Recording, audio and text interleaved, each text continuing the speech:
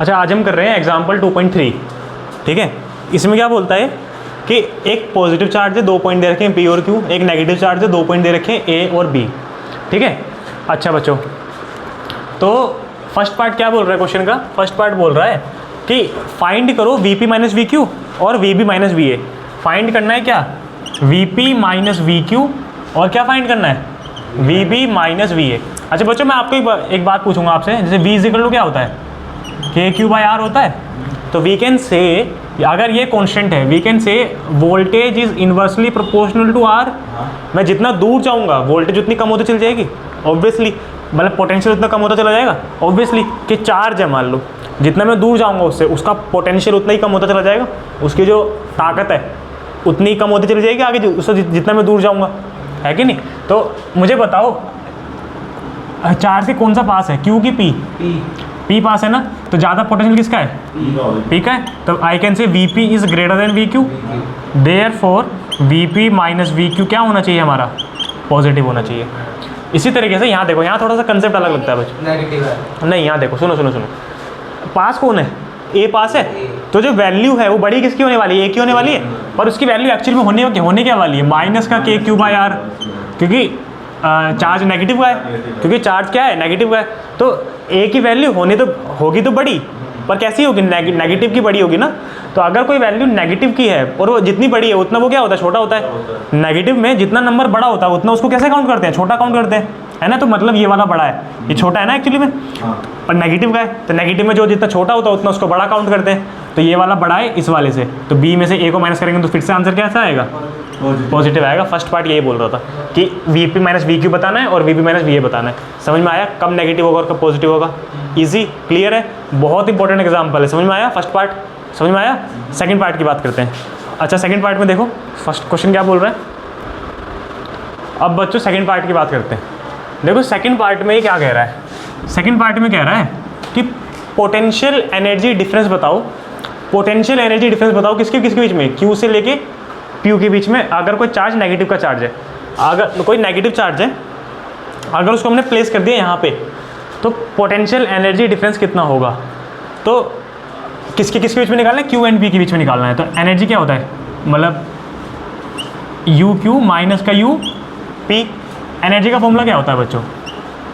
K Q1 Q2/R। अच्छा Q, तो इसका मान लेते हैं। देखो चार्ज कैसा रखा गया है? नेगेटिव का रखा गया है। ये वाला कैसा है? पॉजिटिव का है। तो कह सकता हूँ मैं K माइनस का K Q1 Q2/R1 मान लेते हैं। यहाँ से यहाँ तक को R1 मान लेते हैं, यहाँ से यहाँ तक को R2 मान लेते हैं। अच्छा, माइनस एक माइनस हो रहेगा, K Q1 Q2/R2, ये वाला R2 मान लेते हैं, ठीक है। माइनस माइनस क्या हो गया? प्लस का हो गया। तो प्लस वाले को इधर शिफ्ट कर देता हूँ। K Q1 Q2/R2 minus K Q1 Q2/R1। तो K Q1 Q2 1/R2 minus का 1/R1। अब मुझे बच्चों बताओ, R1 बड़ा है R2 से, तो अगर कोई चीज़ बड़े नंबर से डिवाइड हो रही है तो उसका जो आंसर होता है वो छोटा होता है। जैसे फॉर एग्जांपल अगर 10 को मैं 2 से डिवाइड कर रहा हूँ तो 5 आएगा, और अगर 10 को मैं 5 से डिवाइड कर रहा हूँ तो 2 आएगा। मतलब अगर मैंने नीचे वाला बड़ा कर दिया, नीचे वाला 5 कर दिया, तो आंसर क्या हो गया? छोटा हो गया ना। तो मतलब जैसे R1 बड़ा है, मतलब इसका डिनोमीटर बड़ा है, तो जो नेट आंसर है वो क्या रहेगा? छोटा रहेगा। तो ये वाला छोटा है। अच्छा R2 छोटा है, तो नेट आंसर क्या रहेगा? बड़ा रहेगा। तो मैं बड़े में छोटा माइनस कर रहा हूँ, तो आंसर क्या आएगा? पॉजिटिव। और बाहर वाला तो ऑलरेडी पॉजिटिव है ही, तो इक्वल टू क्या आ गया? ये पॉजिटिव आ गया। तो पॉजिटिविटी बताना है। यस, समझ में आया आपको? पक्का अच्छे समझ में आया। अब आगे की बात करते हैं, A से B वाले की बात करते हैं। नेगेटिव चार्ज रखा गया है A से B पे, और उसको हमें डिफरेंस निकालना है A एंड B का। तो energy of A minus energy of B। Energy of A minus क्या? Energy of B। Energy of A क्या रहने वाली है?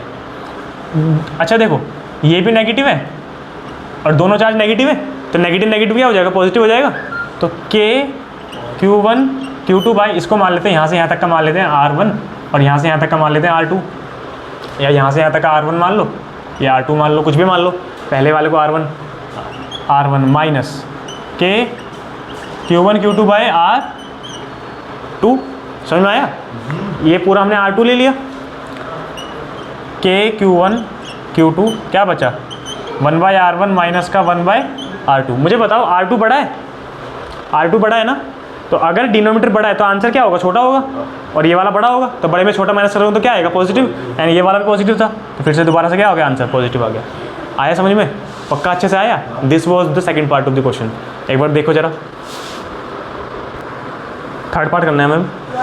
इसने क्या बोला है, give the sign of a work done by field. Work done कौन कर रहा है, इलेक्ट्रिक फील्ड कर रही है ना, वर्क डन कौन कर रहा है, इलेक्ट्रिक फील्ड कर रही है, in moving a small positive charge from Q to P। अच्छा एक बात बताओ, प्लस Q है, इसको मुझे कहाँ से कहाँ लेके आना है, Q से लेके कहाँ पे लेके आना है, P पे लेके आना है। मुझे बताओ फील्ड इस पे किधर, बाय फील्ड निकालना है, वर्क डन बाय फील्ड। अच्छा वर्क डन का फॉर्मूला आप लोगों को पता क्या होता है, FD cos थीटा 11th है ना, फोर्स इंटू डिस्प्लेसमेंट है ना, और cos थीटा। अच्छा मुझे बताओ अगर फोर्स लग रहा है किस पे इधर, अच्छा इलेक्ट्रिक फील्ड पे किधर फोर्स लगा रही है, आउटवर्ड, क्योंकि दोनों पॉजिटिव पॉजिटिव रिपेल कर रही होगी, तो फोर्स किधर लग रहा है, इस पे बाहर की तरफ लग रहा है। लेकिन क्वेश्चन बोल रहा है वर्क डन इन ब्रिंगिंग कहाँ से कहाँ, Q से लेके P पे, तो मुझे एक्सटर्नल फोर्स लगाना पड़ेगा इसको इधर मूव कराने के लिए, है ना। मूवमेंट किधर हो रही है, अंदर की तरफ हो रही है ना, और फोर्स इलेक्ट्रिक फील्ड हमें निकालना है, work done by electric field. Electric field इस पर फोर्स लगाएगी बाहर की तरफ, लेकिन हम अपना खुद का फोर्स लगा के, अपना एक्सटर्नल फोर्स लगा के इसको कहाँ लेके आ रहे हैं, अंदर लेके आ रहे हैं, है ना। तो इलेक्ट्रिक फील्ड की तरफ से तो फोर्स उधर लग रहा है ना, और मूवमेंट हो रही है इधर, तो थीटा कितना बन रहा है दोनों में, 180 बन रहा है। थीटा कितना बन रहा है, थीटा बन रहा है माइनस का FD, मतलब कुल मिला के देयरफॉर जो वर्क डन होगा वो कैसा होगा, नेगेटिव होगा। आया समझ में, पक्का। अच्छा फोर्थ पार्ट की बात कर लेते हैं, फोर्थ पार्ट भी सिमिलर काइंड का है। इसने क्या बोला, नेगेटिव चार्ज यहाँ रखा गया है, नेगेटिव चार्ज कहाँ रखा गया है, B पे रखा गया है, शायद कहाँ पे रखा गया है, हाँ B to A लेके आना है, ठीक है, B to A लेके आना है, मूवमेंट ऐसे करानी है।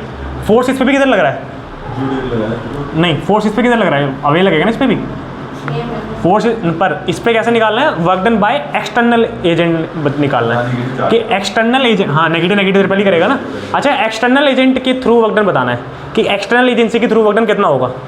तो मुझे बताओ एक्सटर्नल, देखो चार्ज ये कैसे किधर पुश कर रहा है, उसको इधर पुश कर रहा है, तो अगर मुझे इसको ऐसे मूव कराना है तो एक्सटर्नल एजेंट मैं हूँगा, तो मैं इस पर किधर फोर्स लगाऊंगा, इधर फोर्स लगाऊंगा, तो जो मेरा फोर्स होगा वो किधर होगा, इधर ही होगा, और जो मूवमेंट हो रही है वो भी किधर हो रही है, इधर ही हो रही है। तो work done by external agent बताना था ना, कि वर्क डन बाय जो एक्सटर्नल एजेंट है उसने कितना वर्क डन किया, है ना, तो उसने तो फोर्स इधर लगाया, क्योंकि ये तो उसको दूर भगा रहा था। अगर इसको इधर लेके जाना तो एक्सटर्नल एजेंट को फोर्स इधर लगाना पड़ेगा, तो एक्सटर्नल एजेंट ने फोर्स इधर लगाया, मूवमेंट भी इधर ही हुई, तो थीटा कितना हो गया, 0 डिग्री हो गया,